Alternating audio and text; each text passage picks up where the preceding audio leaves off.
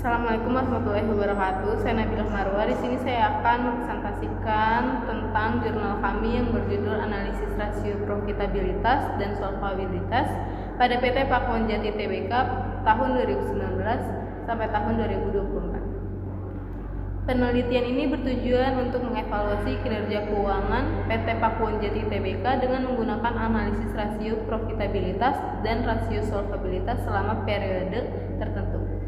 Metode penelitian yang digunakan adalah pendekatan kuantitatif deskriptif dengan data sekunder berupa laporan keuangan tahunan PT Pakuan Jati Tbk selama 5 tahun terakhir. Hasil analisis menunjukkan bahwa meskipun sempat mengalami penurunan kinerja selama masa pandemi COVID-19, PT Pakuan Jati Tbk mampu menjaga tingkat profitabilitas yang kompetitif dan menunjukkan pemulihan signifikan pasca pandemi. Dari sisi solvabilitas, perusahaan juga tercatat memiliki struktur modal yang cukup sehat dan risiko finansial yang terkendali. PT Pakuan Jati Tbk merupakan salah satu perusahaan pengembang properti terkemuka di Indonesia yang memiliki rekam jejak panjang dan kuat dalam pembangunan berbagai proyek properti berskala besar, terutama di wilayah Surabaya dan Jakarta. Didirikan pada 20 September 1982 oleh Alexander Teja. Perusahaan ini bermula dari visi untuk menghadirkan pusat-pusat komersial modern di Indonesia, terutama dalam bentuk pusat perbelanjaan dan kawasan terpadu. Dalam perkembangannya, PT Pakuan Jati Tbk juga melakukan ekspansi ke beberapa kota besar lainnya di Indonesia seperti Yogyakarta, Bekasi, Solo, Batam, dan Bali. Dengan strategi akuisisi dan pengembangan berkelanjutan, perusahaan membangun portofolio properti yang mencakup pusat pembelanjaan, apartemen, perumahan, hotel, dan perkantoran. Terima kasih. Selanjutnya penjelasan bagian rasio profitabilitas pada debt to asset ratio. Return on asset Pakuan Jati mencapai puncaknya pada 2019 sebesar 12,42%. Pandemi menurunkan return on asset di 2020, namun pulih terhadap 5,37% pada tahun 2021. 5,98% untuk 2022, 7,28% di tahun 2003, dan 6,85% pada 2024. Pada PT Pakuan Jati sempat tinggi di 2019 sebesar 17,90%, dampak pandemi menurunkannya ke 6,36% pada tahun 2020.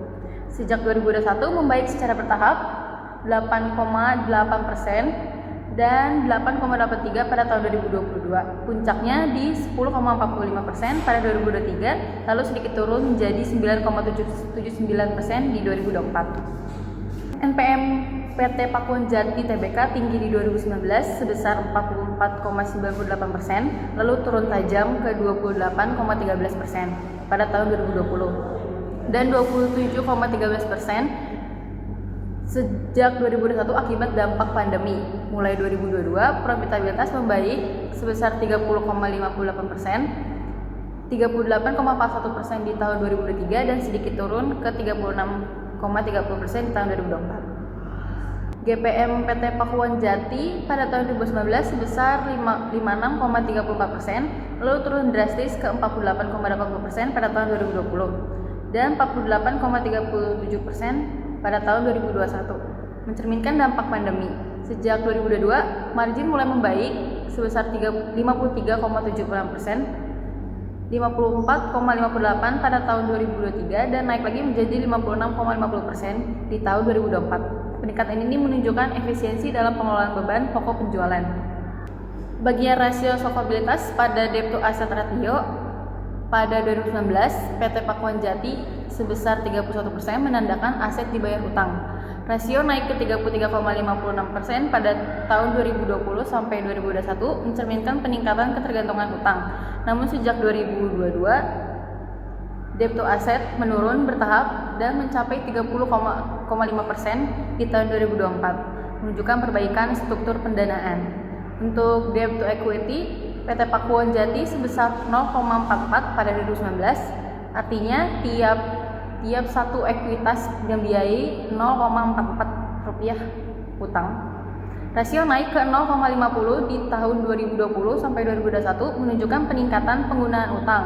Sejak 2022, debt to equity menurun bertahan 0,47 pada tahun 2022, lalu 0,43 pada 2003 dan 2024, mencerminkan perbaikan struktur modal. Terima kasih. Selanjutnya ada pengertian analisis laporan keuangan. Menurut Irham Fahmi 2018, laporan keuangan merupakan suatu informasi yang menggambarkan kondisi suatu perusahaan, di mana selanjutnya akan menjadi suatu informasi yang menggambarkan tentang suatu kinerja perusahaan.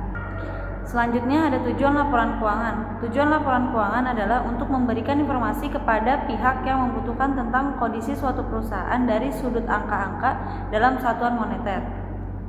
Yang terakhir yaitu kesimpulan.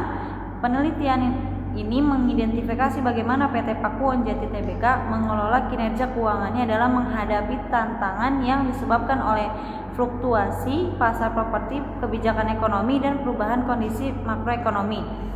Analisis ini memberikan informasi yang sangat berguna bagi manajemen perusahaan dalam membuat keputusan yang lebih baik terkait pengelolaan struktur utang dan peningkatan profitabilitas, serta memberikan panduan bagi investor untuk menilai risiko dan peluang investasi di sektor properti yang rentan terhadap perubahan kondisi pasar.